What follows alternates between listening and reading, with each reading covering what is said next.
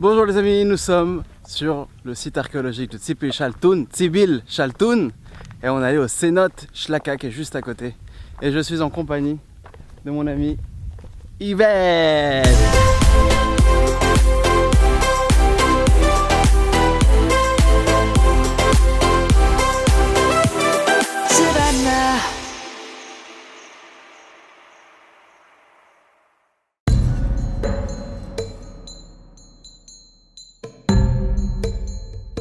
Quand les hommes de Cortés ont débarqué ici, ils ont demandé en espagnol comment s'appelle cet endroit.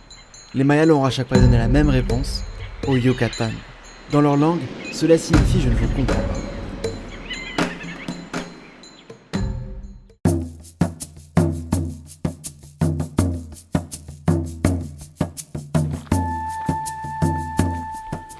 Bien que ce site soit moins connu que Chichén Itzá, il n'en demeurait pas moins important et fut peuplé pendant une période bien plus large.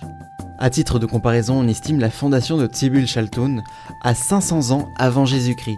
C'est ce qu'on appelle la période préclassique. Quant à Chichén Itzá, sa fondation remonte à près de 1000 ans plus tard, en 525. C'est ce qu'on appelle la période classique. Tsibil Chaltun signifie le lieu où les pierres sont gravées. Très probablement parce qu'on y a retrouvé 25 stèles sur lesquelles des hiéroglyphes étaient gravés en relief.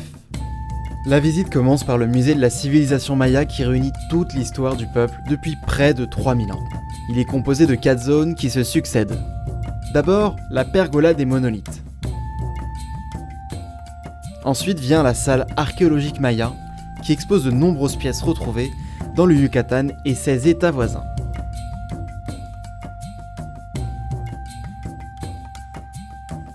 La salle de l'histoire, ou du contact, a pour thème la rencontre entre la culture maya et celle des Espagnols, autrement dit la conquête et l'évangélisation de l'autochtone. On y voit également l'importance de l'industrie du Heineken, cette plante d'agave dont la fibre sert à fabriquer du cordage.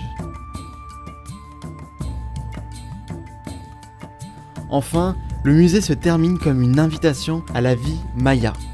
On entre dans une bâtisse typique de l'époque. Il fait bon ici, il fait chaud. Wow. Qué calor. Caliente l'ambiente, non? Et je fais des rimes en plus, je suis vraiment fort.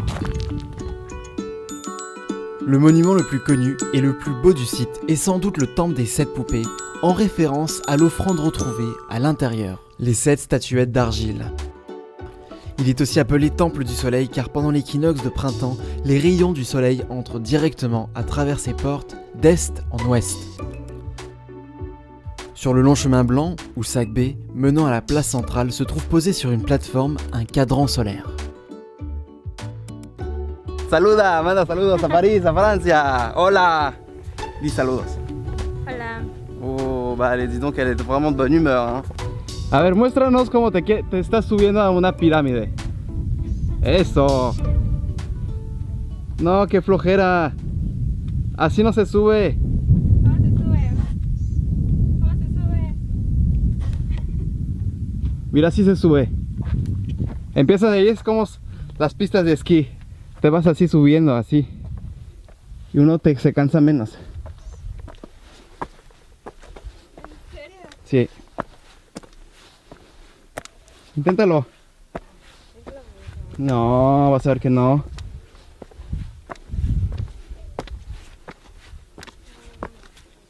Mira, yo llegué rapidísimo.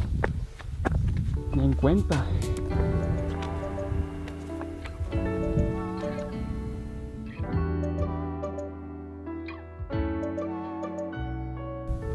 Sí, para bajar ya bajo lo normal. Oye, sí que está alto. C'est super haut ça, regarde. Hola. Eh oh. En face de la pyramide que je viens de monter, se trouve l'édifice numéro 34. Il s'agit du plus long de toutes les constructions opérées par les Mayas. Il mesure 128 mètres de long et avait probablement 35 entrées. Beaucoup de monuments ont été détruits par les Espagnols, car ils se servaient des pierres pour construire leurs propres haciendas ou églises. C'est d'ailleurs le cas de la chapelle qui se trouve en plein milieu de la zone centrale. Tsibil Chaltun. Eso. Ça rebondit. Ça rebondit. On arrête de faire des conneries, allez, on descend. Discrètement. Sans tomber.